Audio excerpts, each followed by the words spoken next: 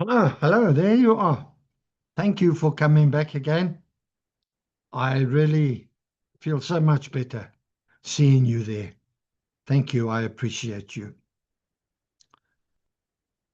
Welcome again to the Watering Hole, die Watergat. Misty, chilly. Not much going on outside today.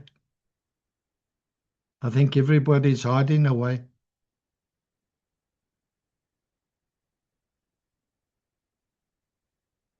Do you ever consciously wrestle with God? Or am I the only one? Jacob was another one that wrestled with God. What does this mean for you and me today? What is the story all about? Let's just open in a word of prayer.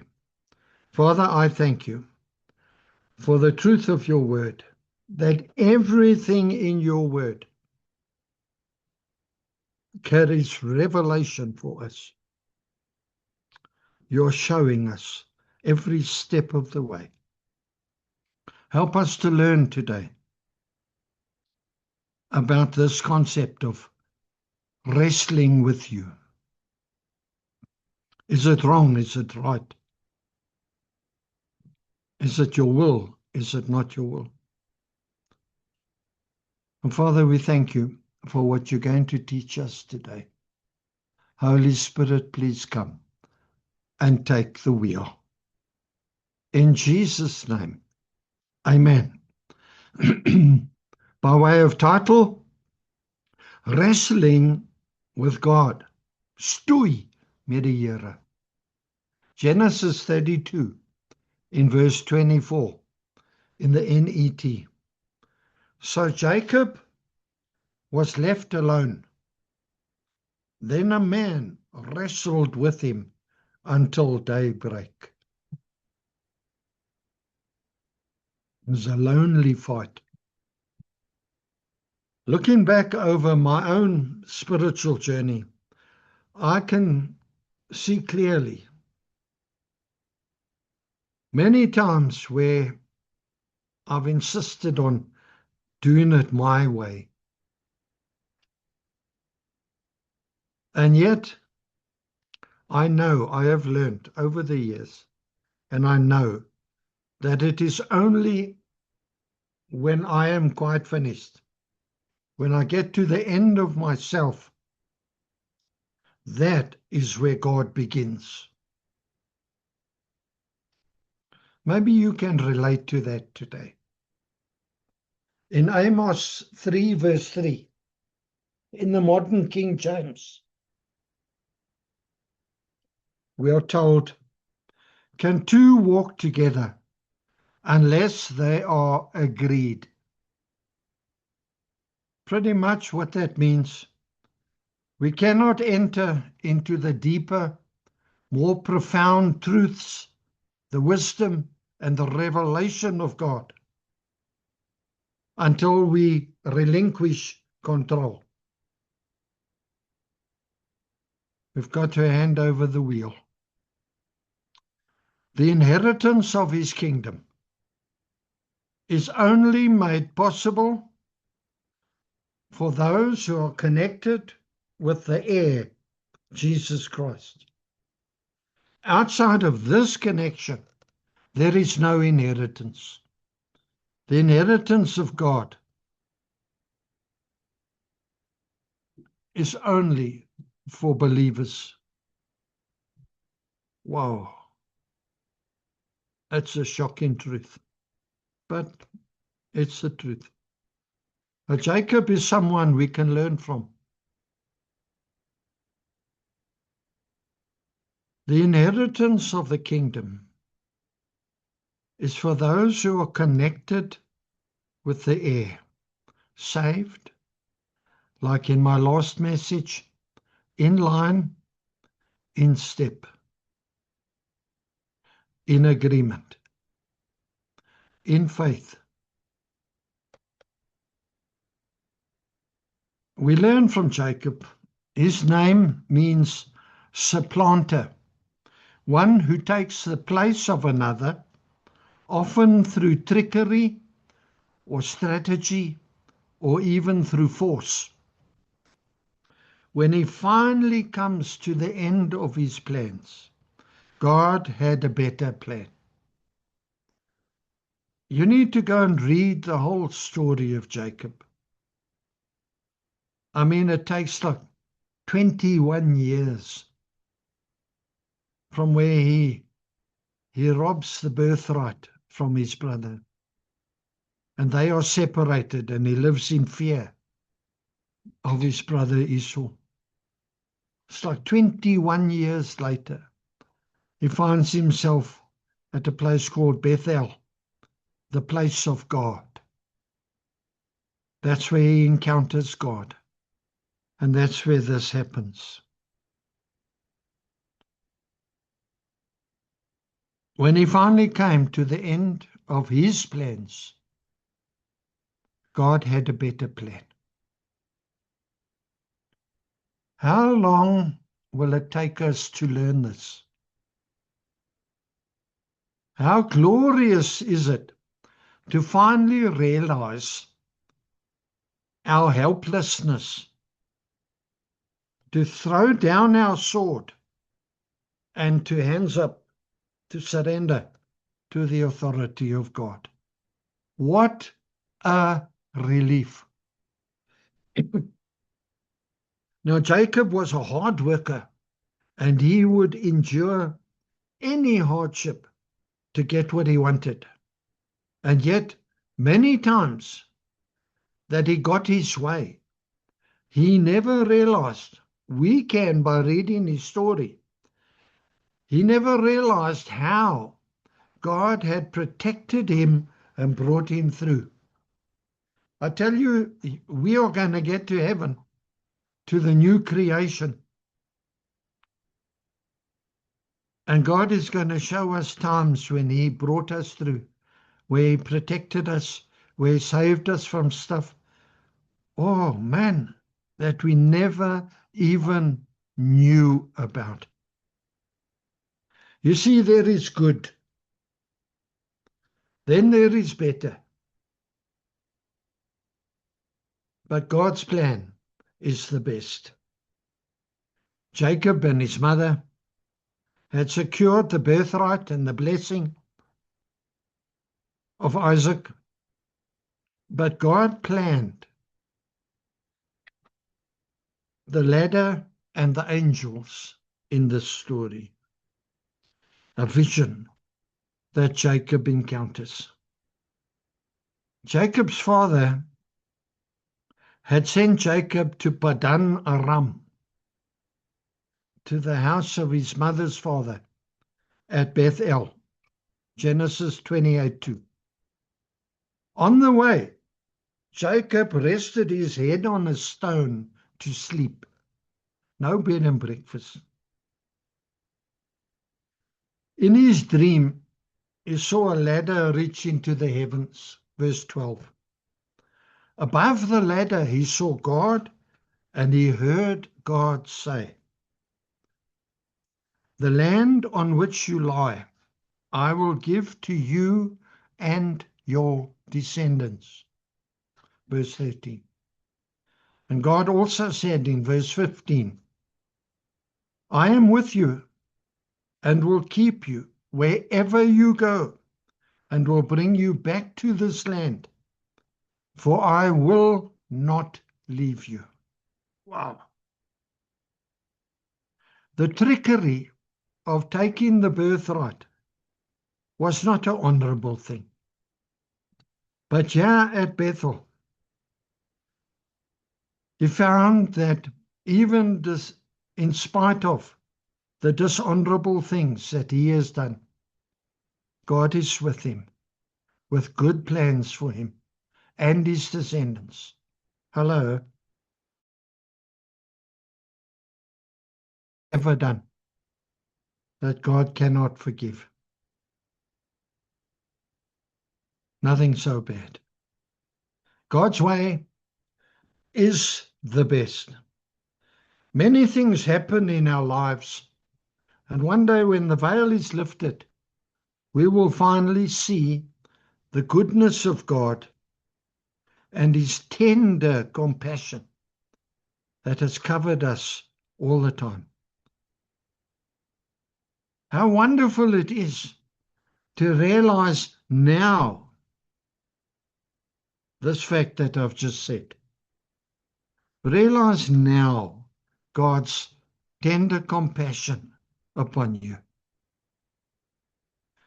As I said, Jacob had experienced 21 years of wandering, fighting and struggling, wheeling and dealing.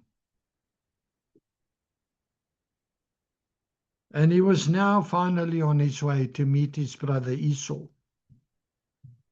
whom he had swindled. He was petrified. Hy het gevrees vir sy lewe. Now he was all alone with God. And he had time to think. You must have solitude with God. You must factor silence into your life with God, so he can talk to you, show you stuff, help you.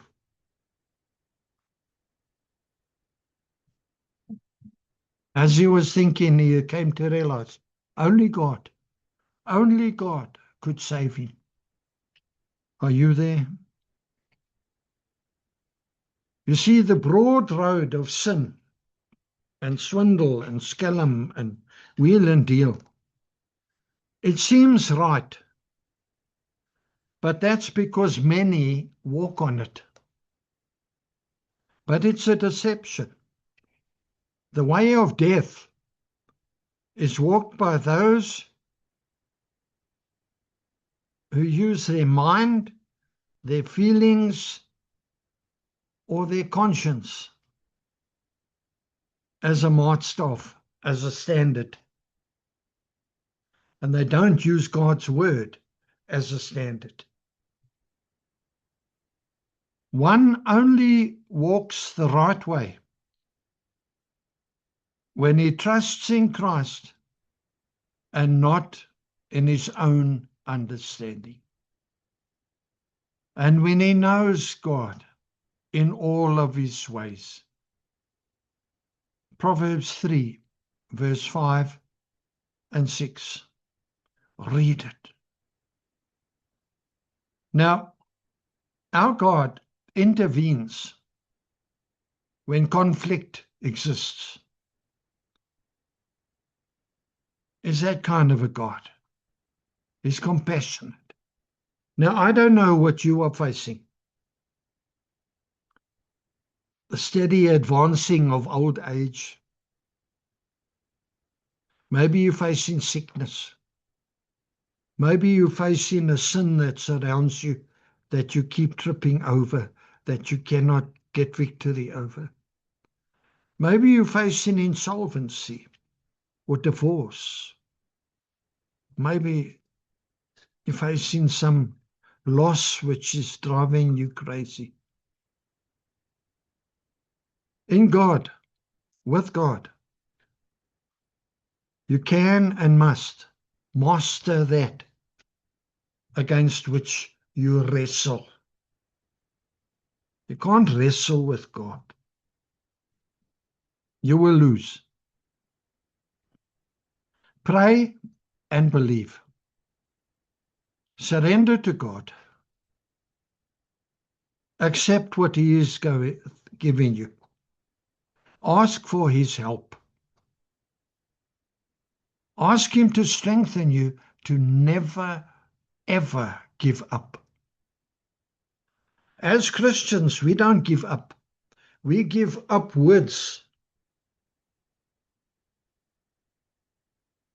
You will get the victory if you are earnest enough, if you're serious enough about this, if you really mean business. You will find Him when you seek Him with all your heart, with all your mind, and with all that you are.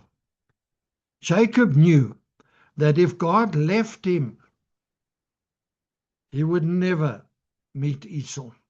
He would never be able to face Esau. I don't know what your Esau is. Have you realized that without God, you are undone? You see, in the sport of wrestling, the thigh, die bobeen, is the source of your strength. That is why God touched Jacob's thigh. For the rest of his life, he walked with a limp. God will change how you walk.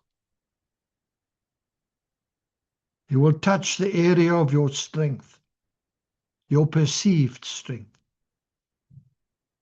Think about this stuff. He never forgot this face-to-face meeting with God. As long as you think you can do it in your own strength, you've got to plan A and B and C through Z. As long as you've got those things, you won't get the victory. You're wrestling with God. Jacob obtained the blessing because of the favor of God, die goedheid van die Here. And because he surrendered to God's plan. God worked in him to bring him to a place of helplessness, to bring him to Bethel, the place of God, the place of victory. Are you there now? Are you on your way there? I want to remind you, you are not designed to be defeated. You are designed to rise above every circumstance, to have victory and overcoming through every situation. In your strength? No. In God's strength. Now, make a life decision today to come in line with God's word and to partner with God in writing this next chapter of your life. Because you can get through this, you can live strong, and you can finish strong in the winner's change room. Let's just pray.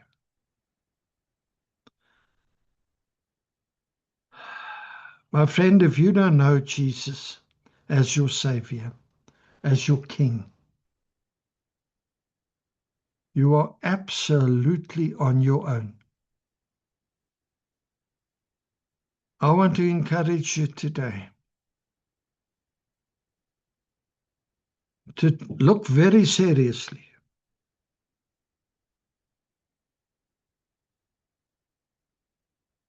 at this question of receiving Christ, of trusting Jesus, death and resurrection on the cross, resurrection from the dead,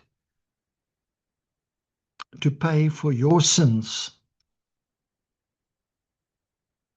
that you may have his life. He took your death. And don't delay. Ask him, Jesus, if you are real, please reveal yourself to me in a way that I will know and understand that you are real. And then go and make an appointment to see somebody. Go and see a pastor or something. Because tomorrow is promised to no one. I've told you the truth. It's your decision. But now let's respond. Are you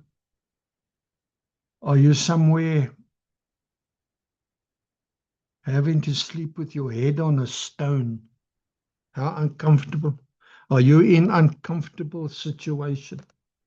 All alone? You don't know which way to turn, but you are facing an Esau,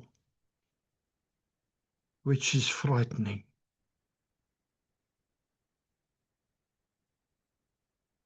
Father, would you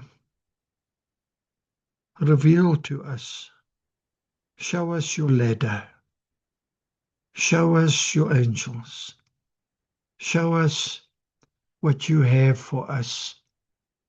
Help us to hear your voice, speaking good plans, to give us a future full of hope. No matter what. Holy Spirit, please come now and seal this word in Jesus' name. Amen and amen. Daar sê, it's a lot and all I've got. With love from me to you. Thank you for spending this time with me. Still misty, been misty for days. Until we meet again at the watering hole. Man, be blessed. Shalom, shalom to you and yours. I love you, my friend, with the love of the Lord.